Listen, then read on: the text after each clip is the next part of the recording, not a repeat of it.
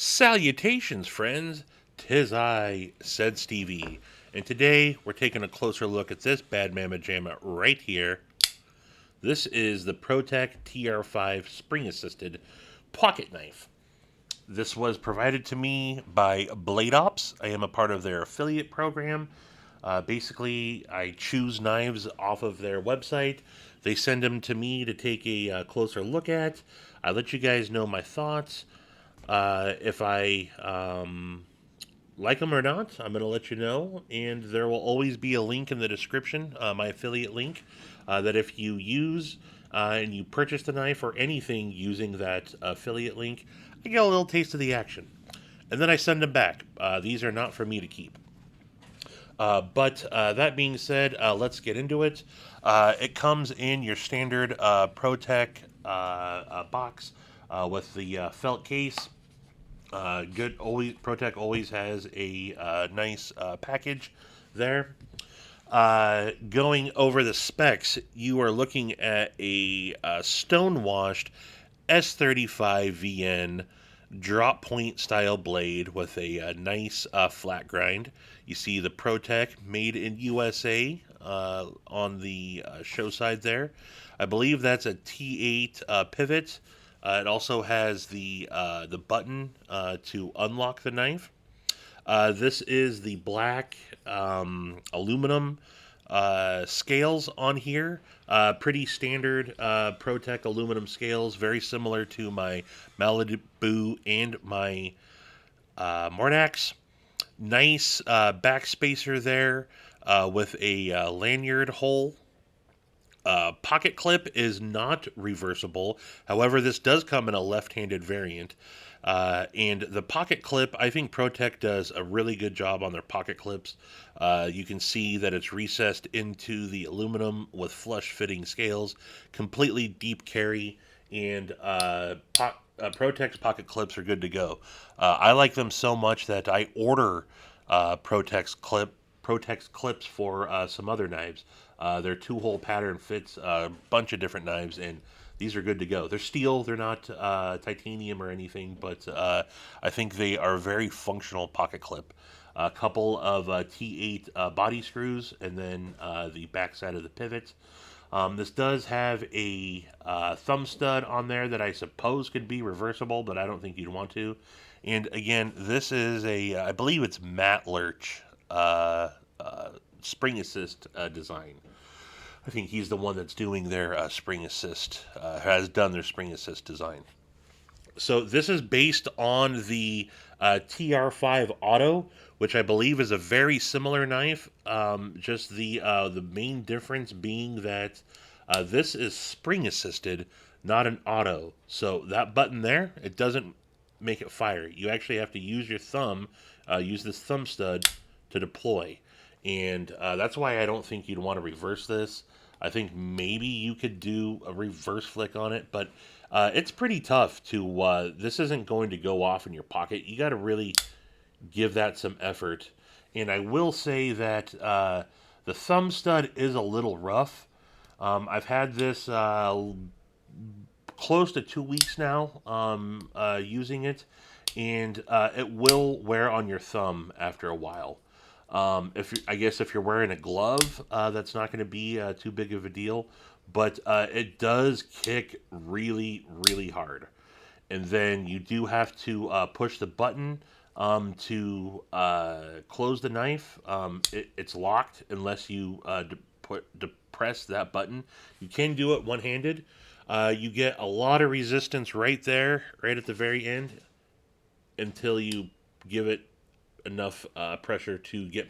There's some springs in there. I'm not really sure on the internals. I've not taken this apart, but I gotta imagine that there's some sort of a spring right there that you're getting past in order to really. And it gives a little.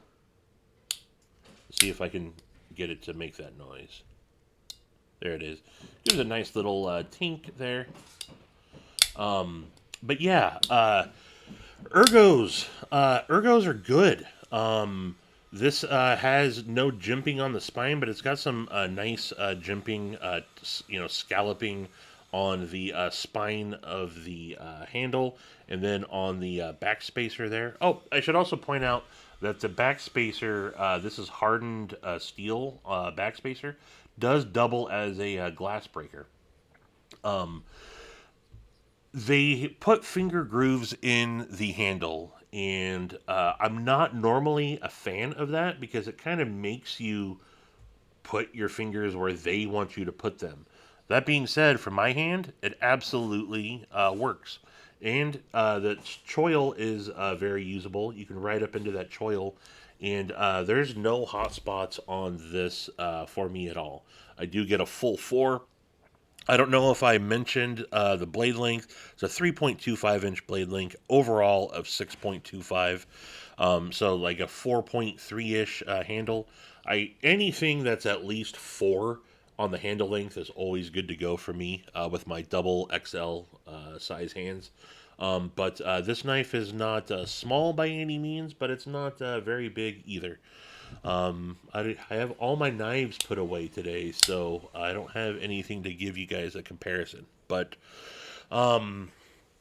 this, I will say also, this blade is extremely sharp. I cut myself a couple times. I should have a band-aid on, but I've sliced myself a couple times on this thing, and it's on the close. If I haven't gotten my finger out of the way, and it's my own fault, it will slice you. I think that this knife is it's a tactical response, right? So, this is, I don't really understand the whole tactical, terminology. What is tactical? Is that your operators, your guys that are out in the, field, law enforcement, emergency response. I don't know. But I think this knife was probably designed for like a gloved hand, and I haven't tried it with gloves. However, I think that this would be a very functional knife with gloves on. I want this knife. I gotta say, right off the top, or not right off the top, I'm halfway through. I really want this knife, and it's not to carry. I want this as a truck knife. I like having a good truck knife, and I like having a spring assisted or an OTF as my truck knife. Why?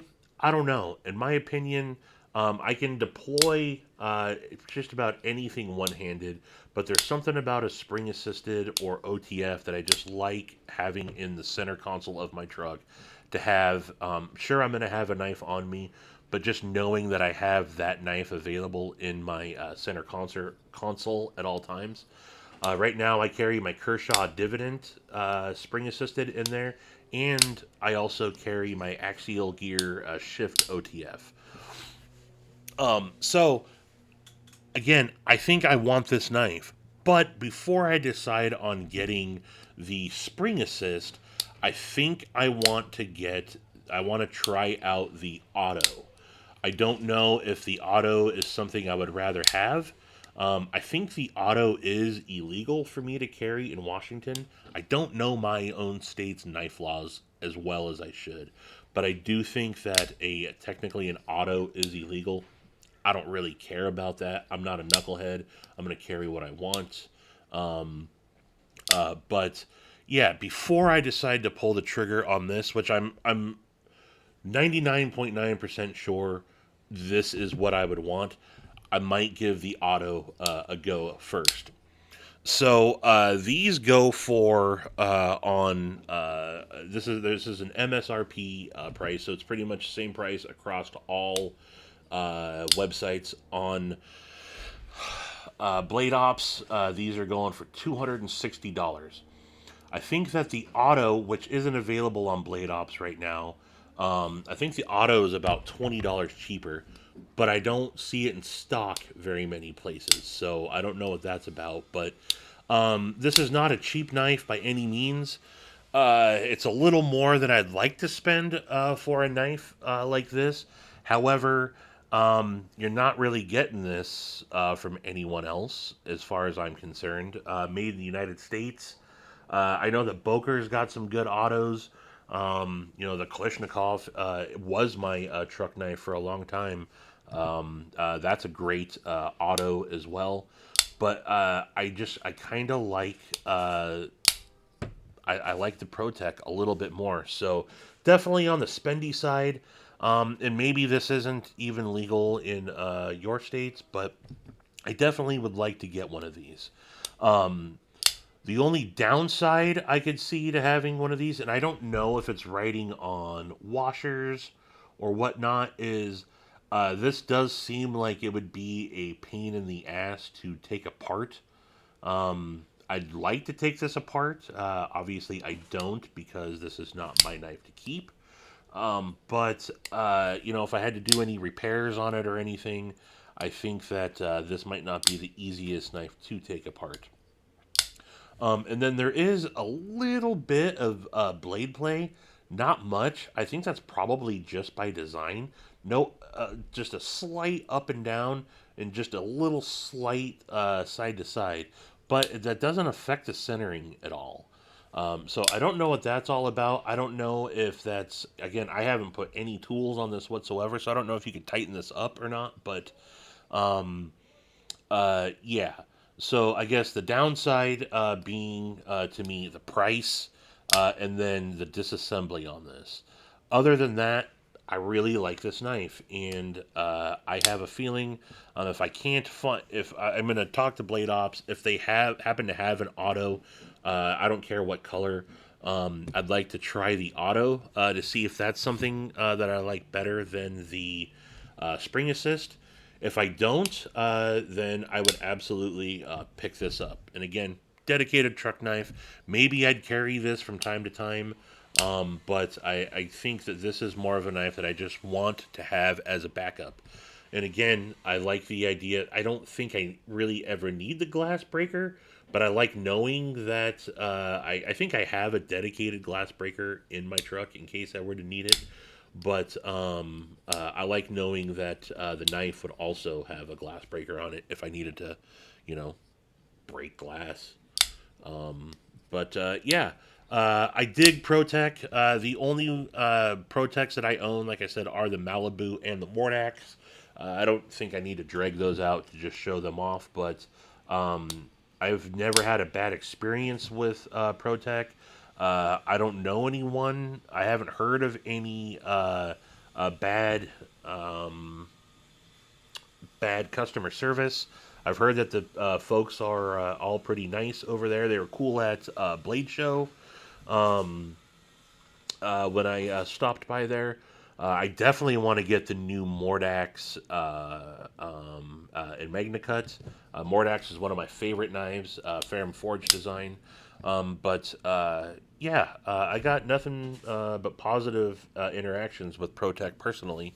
So this is absolutely a knife that I can recommend. If you're not into an auto or you can't have an auto and you're looking for something that I think is definitely high end, good to go on the blade steel, sharp AF, and otherwise just a really good construction. That's going to be the knife for you. I dig it. I think it's a great knife. So gets 2 thumbs up from me. And that's all I got for you folks today. Let me know what you think. Again, shout out to Blade Ops for letting me check this out. Much appreciated. And yeah, until the next one, I bid you mofos adeuces.